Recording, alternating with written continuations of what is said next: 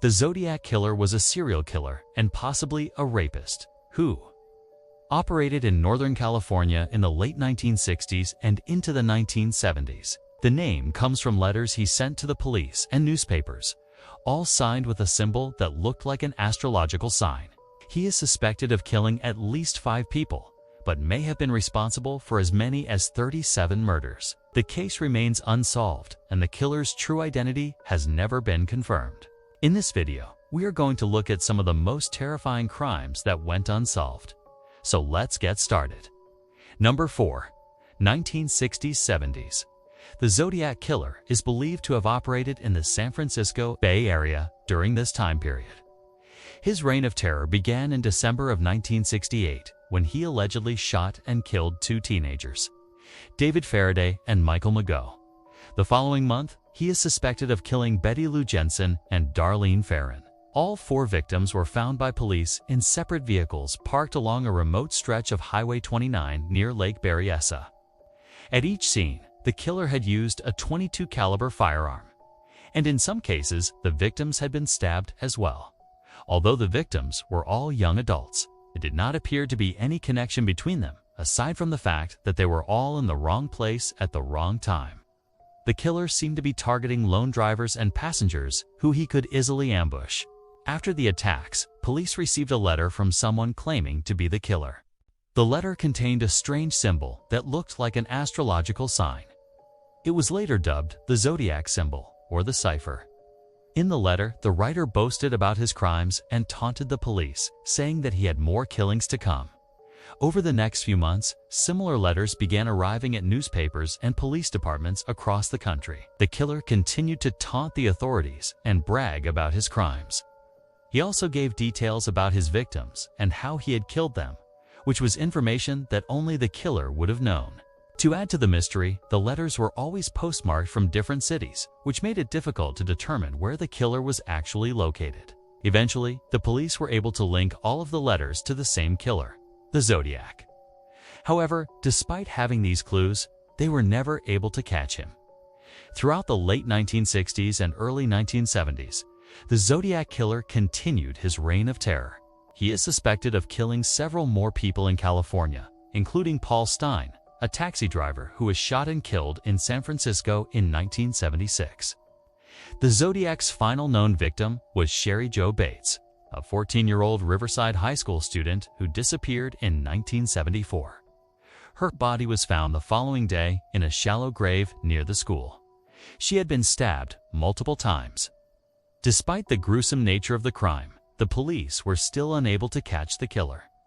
The Zodiac sent one final letter to the press in 1974, but it was never signed with the cipher. This led many to believe that he had either been caught or killed. However, the case remained officially open and the killer's true identity has never been confirmed. No. 3. Sent taunting letters. As mentioned earlier, one of the things that made the Zodiac Killer case so unique was the fact that the killer taunted the police by sending them letters. In total, the police received 5 letters that were definitely from the killer, and 3 additional letters that may have been written by him. The first letter was received in April of 1969, just a few months after the first 2 murders. The letter was addressed to the San Francisco Chronicle and contained the astrological symbol that would become known as the Zodiac symbol. The letter read in part, "I want to tell you guys all about the 2 killings I committed last Christmas. It was really simple. I just drove up to Lake Berryessa in my motorhome, parked alongside the lake, walked up behind a blue Chevrolet that was parked there, and emptied my gun into it. The man and the girl both dropped right down dead." The police were able to confirm that the letter was written by the killer because he had included details about the crime scene that had not been released to the public. This was the same thing that he did in all of his letters. He would include details about the crime scenes or the victims that showed that he was the killer. In the same letter, he also taunted the police, saying that they would never catch him. "I am too smart for you guys. You might get me if I let you, but I'm only going to go out when the moon is dark. You cannot trace my footsteps because they are covered by the shadows of night." In the next letter, which was sent 2 weeks later, he claimed responsibility for a recent murder in Santa Barbara. even though the police had no connection to the case. He also sent a coded message that he said would help the police identify his victims. The letter was eventually decoded, and it revealed the names of some of his victims. However, the list did not include the name of any actual victims, and it is believed that the killer was making them up. The Zodiac Killer continued to send taunting letters to the police and the media for several years. In one letter, he threatened to strike again during the upcoming Summer of Love, an event that was planned to take place in San Francisco in 1967. He also boasted about his intelligence and told the police that they would never catch him. "I hope you catch me sometime before I hang myself. That will be the only way it will ever happen." Despite the killer's boasts, the police were never able to catch him, and the case remains unsolved to this day. No, 2. Identity never confirmed. The reason that this case is so scary is that we don't know who the killer is. Even though the police received several letters that were almost certainly written by the killer himself, they were never able to use them to track him down. The killer taunted the police and the media, but he never gave them any clues as to his true identity. In fact, he took great pains to cover his tracks. All of the victims were found in different locations, and there did not appear to be any connection between them.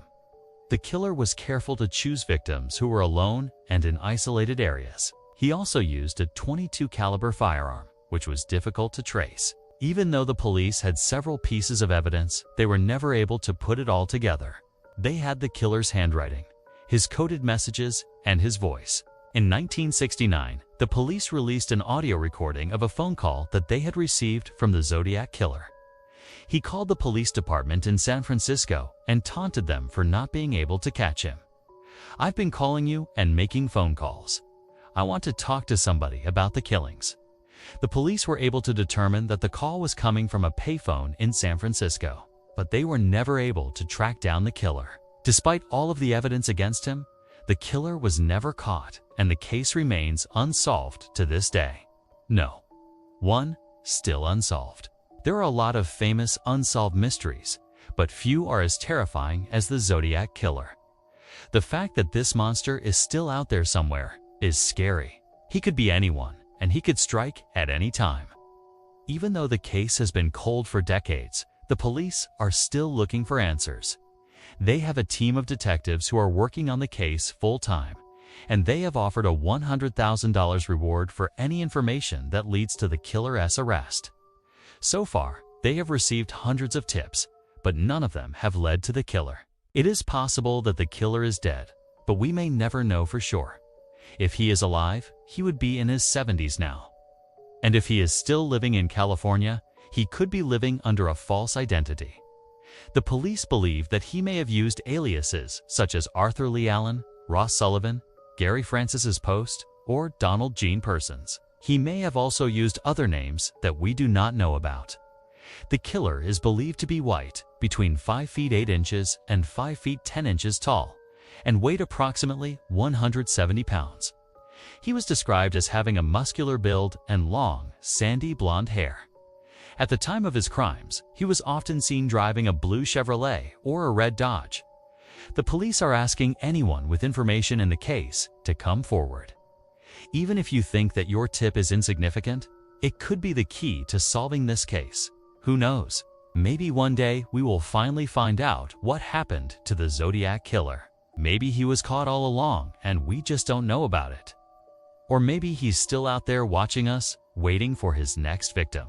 That's all for now. See you next time.